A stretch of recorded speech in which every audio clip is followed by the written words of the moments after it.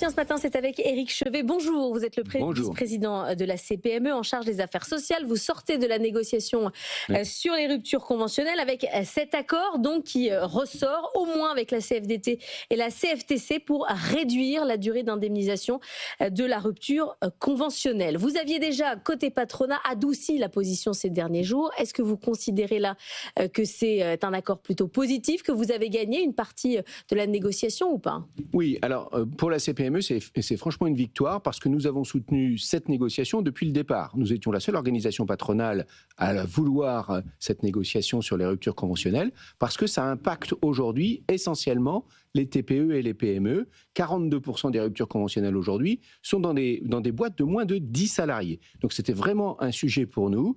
Et face effectivement à la modification de la taxe sur les ruptures conventionnelles, sur les indemnités de rupture conventionnelle qui est passée de 30 à 40%, donc une incitation à l'employeur à en faire moins, il n'y avait pas d'incitation pour le salarié d'aller moins facilement sur la rupture conventionnelle. Donc toujours autant de demandes du côté du salarié et un patronat qui est plus en difficulté pour dire oui. Absolument. Et donc il fallait effectivement faire en sorte de corriger. Les personnes qui font une rupture conventionnelle restent au chômage 15 mois en moyenne, alors que les autres restent en moyenne 11 mois. Donc il y avait une vraie différence sur la durée dans laquelle on reste au chômage après une rupture conventionnelle par rapport à un accident de carrière professionnelle. Alors que les profils sont plus employables que les autres. Alors que les profils sont plus employables que les autres, parce que nous avons effectivement, si on fait le profil des gens qui sont concernés par la rupture conventionnelle, c'est 25-35 ans, des diplômés du supérieur à 50%, des salaires au-dessus du salaire moyen et des indemnités de chômage au-dessus des indemnités moyennes et qui restent plus longtemps. Donc il fallait vraiment donner un coup d'arrêt à ce dispositif qui était dévoyé. Et pourquoi, Éric Chevet, ça concerne plus les TPE, PME que les grosses entreprises? C'est que quand on vous a dit non dans une grande entreprise, bon, vous êtes un peu noyé dans le flot de salariés. Bien sûr. Quand vous avez 10 personnes, ça devient un vrai problème. Bien sûr, parce qu'avoir un élément à l'intérieur d'une petite équipe qui ne veut plus travailler, qui se met en arrêt maladie, qui vient une fois sur deux, etc., c'est particulièrement destructeur. Donc les petites boîtes n'ont pas d'autre solution que de très vite accepter une rupture conventionnelle. Donc on va passer d'une durée maximale d'indemnisation de 18 à 15 mois. Vous pensez que c'est 15 mois? Pour ceux qui ont moins de 55 ans, les règles sont différentes pour ceux qui ont plus de 55 ans. Vous pensez qu'avec ce changement de durée d'indemnisation, ça va changer quelque chose dans les mentalités? Alors oui, nous espérons effectivement le fait que ils se remettent plus tôt à chercher du travail et à reprendre un travail, puisque a priori, au moins pour la moitié d'entre eux, de notre point de vue, ce sont des personnes qui sont tout à fait employables. Donc ça va leur permettre de se réveiller un petit peu plus tôt. Il y a des rendez-vous qui sont prévus avec un accompagnement renforcé par France Travail et un bilan à 12 mois pour faire le point de ce qui se passe effectivement dans la carrière, dans la recherche du candidat. Donc je pense oui effectivement que ça aura un effet. D'ailleurs, l'UNEDIC a chiffré les économies potentielles en rythme de croisière sur ce dispositif, c'est 900 millions d'euros. Donc on n'est pas sur l'épaisseur du trait, on est vraiment sur quelque chose d'important. Le gouvernement demandait 400, donc vous considérez que le deal est rempli, en fait, même si c'est 900 à terme. C'est 900 à terme, donc il y a une montée en puissance. Donc effectivement, je pense que tout le monde retrouve un petit peu ses œufs dans ce grand panier-là. Mais ce qu'il faut dire effectivement, c'est qu'à terme, d'une part, c'est 900 millions d'euros d'économie, et surtout en fait, c'est la possibilité de commencer à changer les comportements sur la question de la rupture conventionnelle. À mon avis, ce qu'on fait là avec les partenaires sociaux, c'est clairement anticiper ou préparer plus exactement la négociation de 2028 où on va revoir en totalité, comme tous les 4 ans, la convention d'assurance chômage.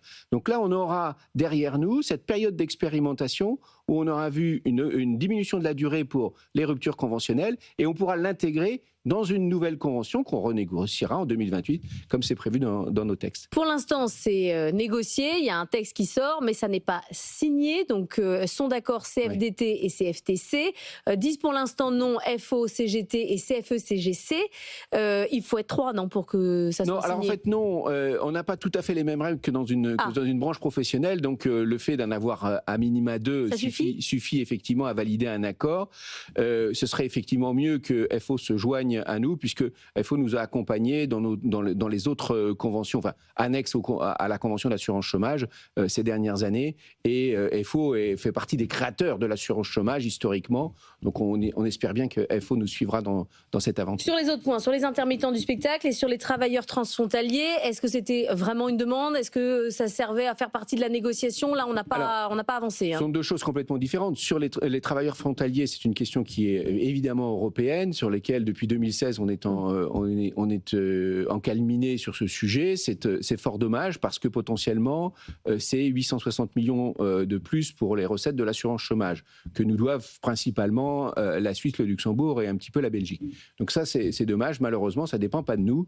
Le gouvernement fait ce qu'il peut sur le sujet. J'espère qu'un jour ça débouchera puisque d'autres pays maintenant s'intéressent à cette question.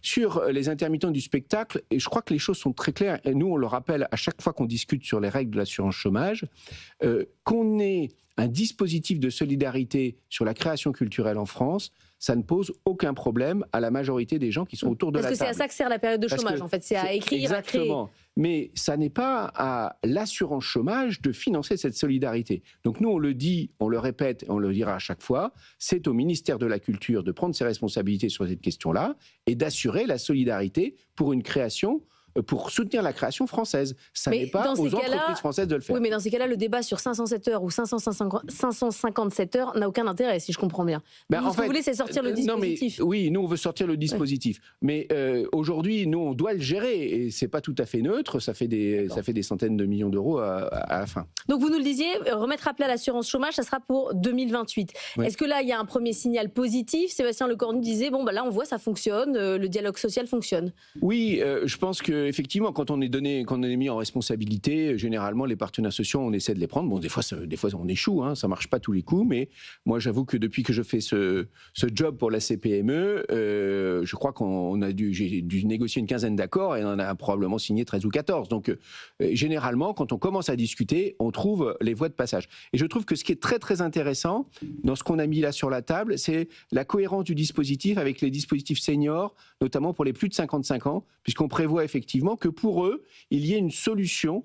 Ils ne sont pas d'un seul coup au coup près de supprimer leur allocation, mais s'ils démontrent effectivement qu'ils font bien les recherches et qu'ils sont actifs sur leur parcours professionnel. Il y a une inversion de la charge de la preuve. Eh bien exactement, et donc ils peuvent rester dans le dispositif. Et nous avons mis par ailleurs, grâce à l'ANI sur les seniors transposé dans la loi en fin d'année, nous avons mis en place un contrat de valorisation de l'expérience. C'est aussi aux entreprises de s'en saisir, c'est à France Travail de le vendre aussi ce nouveau dispositif qui permet d'intégrer les seniors. Donc je pense que ça ne sera pas du tout un coup près. Je pense qu'il y a beaucoup d'humanité derrière cette idée-là de faire un système qui permet de s'exclure de la rigueur de la loi. On a eu l'impression ces dernières semaines que MEDEF et ses PME n'étaient plus complètement sur la même longueur d'onde. Alors, ce n'est pas le cas sur les ruptures conventionnelles, mais ça peut être le cas sur la question d'un fonds, ça peut être le cas par rapport à un positionnement vis-à-vis du gouvernement. C'est quoi votre point de vue à vous ? Non, mais en fait, il arrive qu'en